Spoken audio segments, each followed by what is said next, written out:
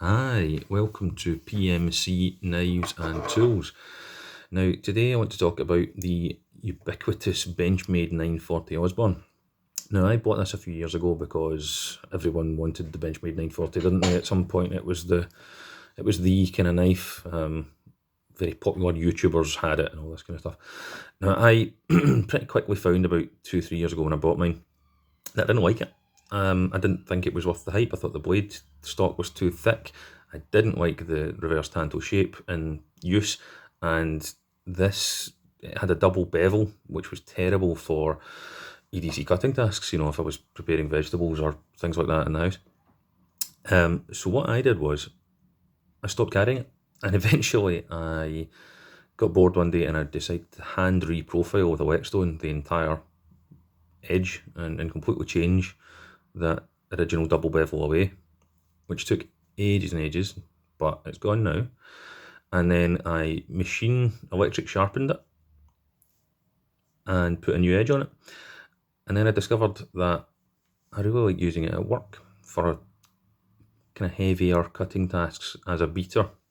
Now, I work as a builder, so I'm pretty hard on my tools, but it seems to have found its niche there, and I much prefer it there.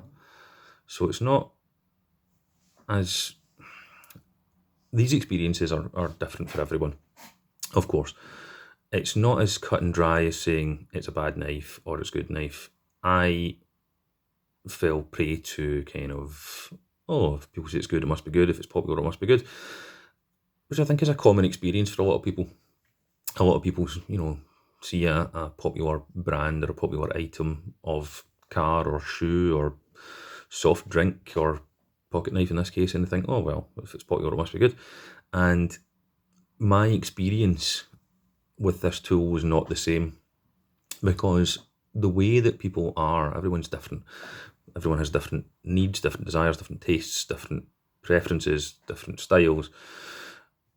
And I didn't find it suited me as well as I hoped it would, especially with the price. So by changing it, taking away that horrible double bevel that it had, I made it fit what I wanted to do, and I made it useful to me. And then I started to gain a new appreciation of it. So sometimes, in life, you will find things that you like straight away.